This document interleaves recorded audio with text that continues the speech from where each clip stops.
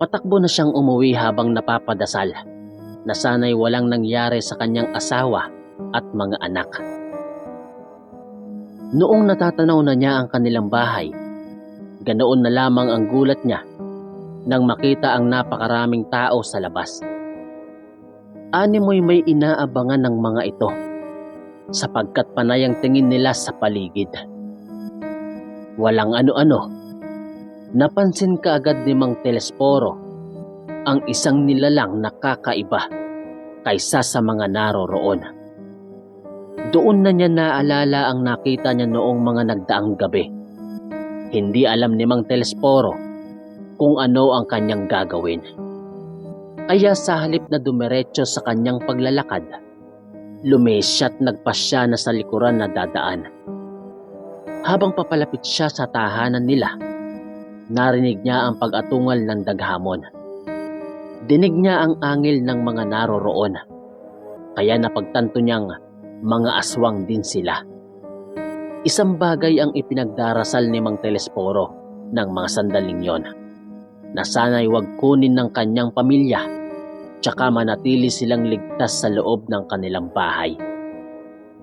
Hindi sigurado ang lalaki kung nakita siya ng mga naroroon sa labas ng kanilang bakuran. Subalit nang makarating siya sa likod bahay nila, dali-dali siyang pumasok at naabutan niya ang kanyang asawa na umiiyak.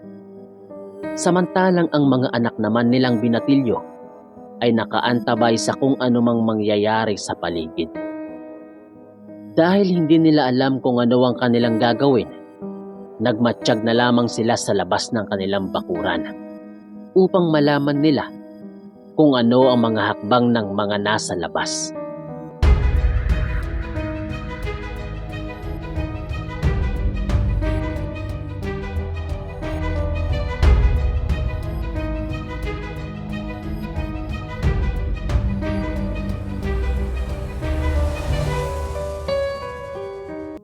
Napatitig na si Mang Telesforo sa bote ng langis. Hindi niya iwinaglit ang kanyang paningin doon sa kadahilan ng kitang-kita niyang kumukulo na ang langis na nasa loob nito. Walang humpay yun sa pagkulo hanggang sa tuluyang sumabog ang bote nito. Nasa ganoong silang sitwasyon noong mapansin nilang parang nag-iingay palalo ang nasa labas. Nagkakagulo sila na tila may kung ano silang pinag-uusapan. Dulot ng pagkakuryoso, sumilip sa bintana si Mang Telesforo. Ganoon na lamang ang gulat niya nang makita niyang nasa labas ang matandang pulubi na siyang nagbigay sa kanya ng langis. Noon lang din niya napagtanto na magkamukha sila ng matandang nakatira sa dulo ng kanilang baryo. Hindi niya nauunawaan kung ano man ang kanilang pinag-uusapan. Ilang sandali pa, naghanda ang mga aswang at animoy binabalak nilang atakihin ang nasabing matanda. Napagtanto ni Mang Telesforo na marahil ay sinusubukan paalisin ng matandang pulubi ang mga yon. Ngunit dahil sa pagmamatigas nila, walang nagawa ang matanda kung hindi ang harapin sila. Nagkaroon ng labanan sa pagitan ng matandang pulubi at ng mga aswang. Kahit sa ganoong oras, kapansin-pansin ang lakas at saka liksi ng mga nilalang doon. Naghanda din ang pulubi sa gagawin ng mga nilalang sa kanya. Noong magsimula nang umatake sa kanya ang mga aswang, hindi siya nagpatinag sa kanila.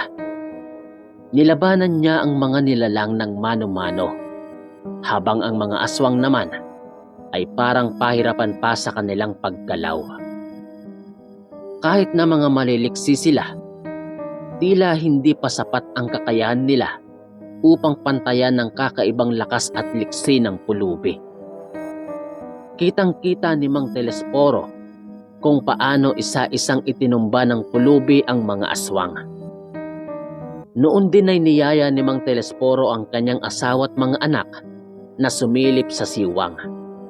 Maging sila'y namangha dahil sa abilidad na ipinamamalas ng pulubi. Walang ano-ano, Nagawang itumba ng matanda ang lahat ng mga aswang na naroroon. Subalit ang tanging natira ay ang sinasabi nila na sinaunang aswang. Sinabi naman ni Mang Telesforo na hindi nakakayanin nun ang daghamon. Ipinaabot niya ang kanyang itak dahil tutulong daw siya sa matanda kung malagay iyon sa alanganin. Iniabot naman sa kanya ng kanyang asawa ang itak, kaya hinawakan niya ito ng mahigpit.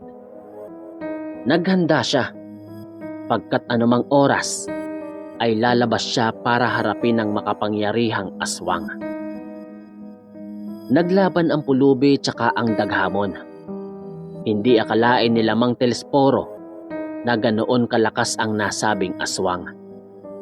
Kahit na mabilis ang galaw ng pulubi, tila nagagawa pa rin siyang hulihin ng sinaunang aswang. Makailang beses na natumba ang matandang pulubi, dulot ng ginawa sa kanya ng kanyang kalaban. Bunsod nito, nagpasya na si Mang Telesforo na bumaba. Sinabi niyang huwag silang magpapakita sa aswang dahil baka kung ano pa ang mangyari sa kanila. Nagmadali siyang lumabas at sumigaw siya na siya ang harapin ng aswang dahil siya naman ang kailangan nito. Tumigil ang aswang sa pag-atake sa pulubi, tsaka idinako niya ang kanyang paningin kay Mang Telesforo na nooy naglalakad na palabas sa kanilang bakuran. Hinamon niya ang daghamon na kung talagang matapang yon, siya ang harapin nito. Inihanda na noon ni Mang Telesforo ang kanyang itak sa kung anumang pag-ataking gagawin ng daghamon. Ilang sandali pa, umangil ang aswang at mabalasik siyang tinitigan. Kitang-kita ni Mang Telesforo na parang mas lumaki pa ang tila sungay sa kanyang katawan. Sinabihan ng matanda si Mang Telesforo na bumalik na lamang sa loob ng bahay nila at hayaan na lang niya itong tapusin ang kanyang misyon. Sinabi pa niyang siya ang naatasan na pumaslang sa aswang na yon dahil hindi niya yon natuluyan ng una nilang sagupaan. Inakala niyang napaslang niya ito, pero mali pala siya sa kanyang paniniwala. Hindi alam ni Mang Telesforo kung ano ang kanyang sasabihin. Gawa nun, tumango na lang siya sa pulubit muling idinako ang paningin sa aswang. Sumigaw si Mang Telesforo at mabilis na tumakbo upang suguri ng aswang. Nakita naman ng daghamon ang ginagawa ni Mang Telesforo, kaya sumugod din siya rito. Namulagat ang mga mata ng pulubi dahil hindi niya alam kung ano ang susunod na mangyayari. Bunsod nito, tumakbo din siya upang lapitan silang dalawa. "Hayaan mo ako na paslangin siya. Baka kung ano pang mangyari sa'yo." Wika pa nito. Hindi siya pinakinggan ni Mang Telesforo. Ipinagpatuloy nito ang pagsugod sa aswang. Subalit nang tagain niya ito, ay natulala siya nang hindi man lang nasugatan ang nilalang, kahit pa na alam niyang matalim ang kanyang itak. Ngumisi sa kanya ang nilalang at nang akmang sasakalin na sana siya nito, mabilis ding nakalapit ang pulubi sa daghamon. Nakita ni Mang Telesforo na may hawak na itong isang punyal na may kung ano-anong simbolo na nakaukit. Lumundag ang pulubi, tsaka kumapit sa likuran ng aswang. Wala siyang naging pakialam kung masugatan man siya ng balat nitong may bumubukol na parang maliliit na sungay. Nagpumiglas ang aswang, pero bago pa man iyon makaalpas, ginilitan na siya sa leeg ng pulubi na siyang naging dahilan para bumulwak ang dugo niya. Napaatras naman si Mang Telesforo gawa ng pandidiri. Sa rasong batid niya na lamang na sila sa nasabing nilalang, walang pagdadalawang isip niyang pinagtataga ito. Wala siyang naging pakialam kung may sakunat ang balat nito. Dahil sa ginawa nila ng pulubi, nabuwal ang aswang sa lupa. Nilapitan na nila ang aswang Pagkatapos ay tiningnan kung may buhay pa. Nagulat sila nang gumalaw pa ito at sinubukan pa silang sakalin. Gawa ng pagiging mahina niya, dulot ng sugat niya sa leeg, hindi siya nagtagumpay. Magpaalam ka na. Wala nang magagawa ang mga nasasakupan mo. Tinawag ka ngang sinauna sapagkat hindi ka nararapat sa panahon ngayon. Pagkatapos isigaw ng pulubi ang mga katagang yon, walang pagdadalawang isip nitong itinarak ang punyal sa dibdib ng aswang. Napatitig doon si Mang Telesforo habang nakatulala. Kita niya kung paano unti-unti naging alikabok ang nasabing aswang habang pinipilit pa rin ang lumaban. Nang tuluyang mawala na ang aswang, nagwika ang pulubi. Sinabi niya na isa siyang ermitanyo at nagpakita daw siya kay Mang Telesforo dahil alam niyang sila ang rason kung bakit nagising ulit ang daghamon. Subalit dahil tuluyan nang nawala ang sinaunang aswang, pwede na daw siyang makapagpahinga. Subalit bago daw siya mawala, ay iiwan nito ang kanyang punyal kay Mang Telesforo. Dinampot ng pulubi ang punyal. Pagkatapos ay kaagad na ibinigay kay Mang Telesforo. Pagkaabot nito sa lalaki, sinabi niyang ang nasabing punyal ay dinasalan pa ng 50 babaylan. Kaya naging lubusang makapangyarihan. Gawa noon, naging madali ang kanyang pagpatay sa daghamon. Napatanong pa ang lalaki kung ano ang kanyang gagawin sa punyal.